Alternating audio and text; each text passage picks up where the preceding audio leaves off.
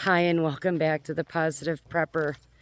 This is not going to be so much of a positive video as it is going to be a wake-up call for those of you who have been putting off either starting your prepping or, maybe you have prepper fatigue and you've kind of just taken a step back.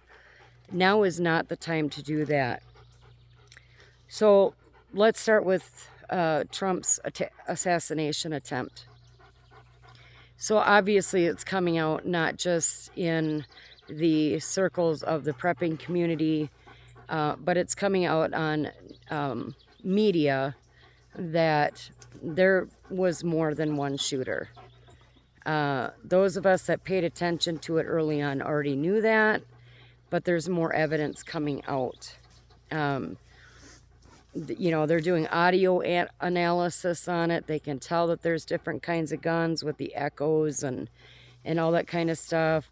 The bottom of the water tower was cordoned off by police tape. There's a video that shows police actually running to the water tower.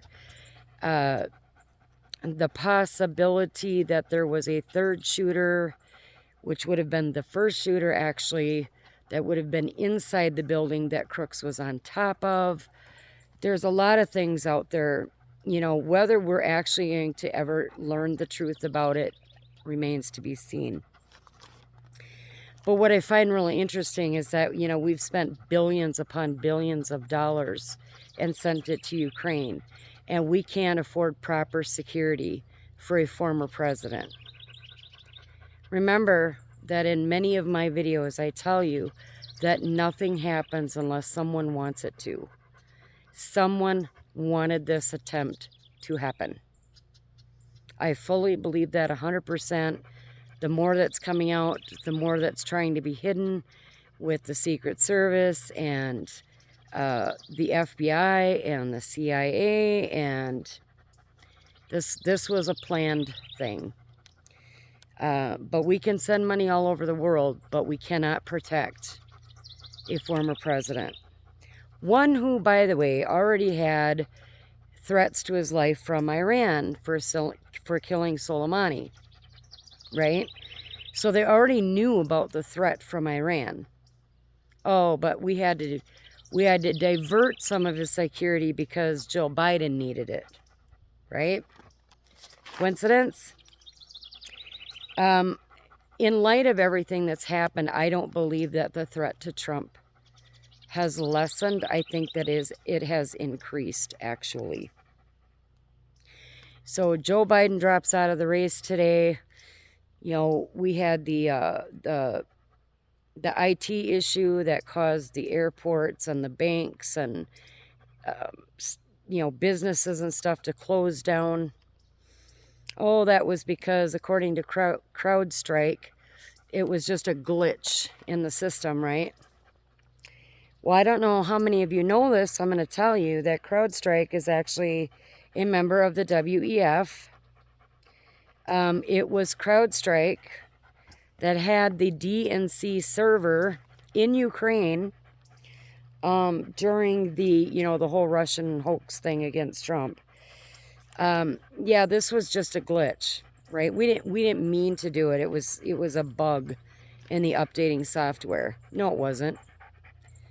This was a trial run, in my opinion. And it also happened to be on the day of Arizona's early voting. Arizona's early voting started the day that this glitch happened. Coincidence? So we have all of this stuff happening. The 911 call systems in many areas went down as well.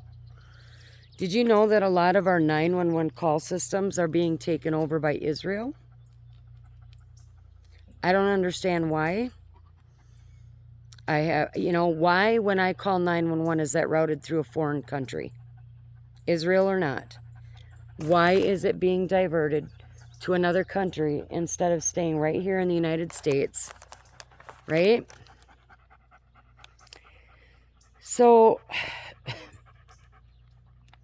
And then, of course, we have, like I said, Biden dropping out of the race, and Biden is fully endorsing. Now, I'm putting a lot of this in quotes, so take it as I'm saying it. He's fully supporting Kamala taking over his place on the ticket. They're not going to let that happen. She couldn't get very far in her own presidential race. I really don't think they're going to let her stay on top of that ticket. We'll see what happens. They're floating names out there of Whitmer and Gavin Newsom and Kelly out of Arizona. They're floating all these other names out there for who might possibly take the top of the ticket. But then there's the question of who would that person have as vice president. They have, little over 3 weeks before the DNC in Chicago. They've got an awful lot to figure out. And I don't think they're going to be able to do that. I don't think that they are going to be able to unify. Because you have the extreme far left, right? The squad. And then you have the centers of the road. And they are not going to come together to support a single nominee. And then that person is only going to have, just under 3 months to go out and campaign to try to beat Trump and J.D. Vance on the Republican side. So, what does all of this mean? In my opinion, and this is just my opinion, I think that we're going to have a major Black Flag event. I really do. I think we are going to have something before the election. I don't know if it will happen before the DNC convention. I don't know. I think what happened with Crowdstrike was just a trial run. I believe, as my sister and my husband talked about, that there will be an inside event, with all of these cells that are inside the United States, all of these foreign nationals that came in. It could be Chinese, it could be Iranian, it could be Russia, it could be anybody that maybe we haven't even thought about who it might be. But I believe that these people are going to create an inside event. They're going to coordinate this with CrowdStrike so that our infrastructure goes down at the same time as whatever event this is that they're planning.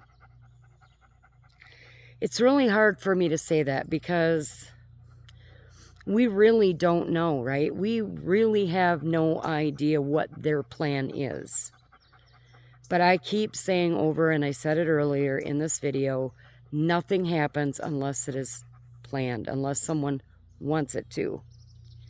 They do not want Trump on this ticket, period. And so I believe that they are going to up their attempts. This could come in the form of a biological weapon. I don't know that they'll try using a gun again. I don't know. Who knows what form that this could come in.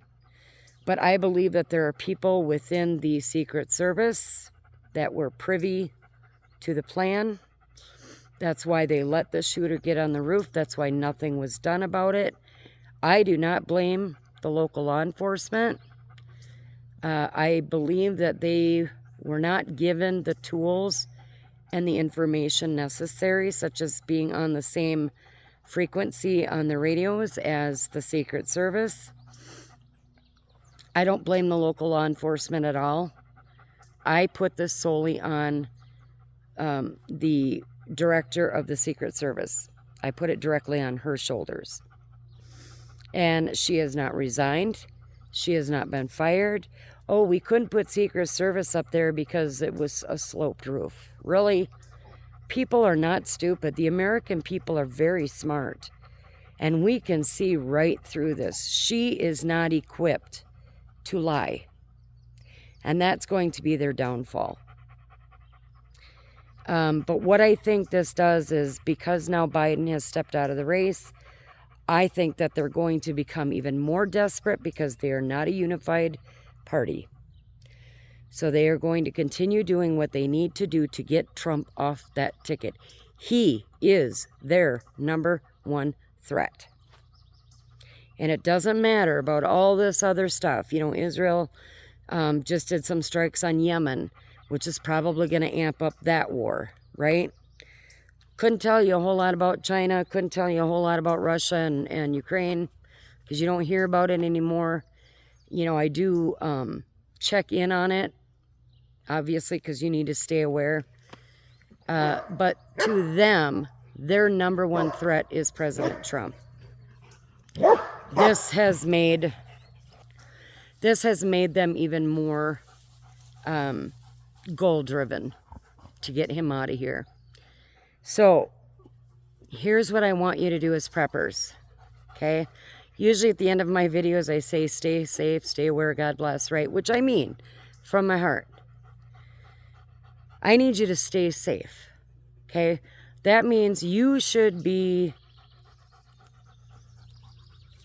carrying a defense mechanism with you no matter where you go. No matter where you go. You need to not just stay aware, but you need to stay vigilant. Okay? You need to be paying attention to what's going on in the world. You know, I don't like it. We take time away from the news, obviously. We live our lives. We do the things that we need to do. But we've always, either we are paying attention or someone that we, is in our group is paying attention. We're always sharing information. Hey, did you hear about this? So you have to do this. You have to stay vigilant. And then the God bless part too, I would say, remember to embrace the moments that you have. We went to a parade on Saturday, yesterday, had a great time, went and watched fireworks, had a great time. And I looked at my husband and I said, how many more days like this are we going to get? So stay safe, which means stay protected, stay vigilant, and embrace the gifts that God gives you while you have the chance. Talk to you soon.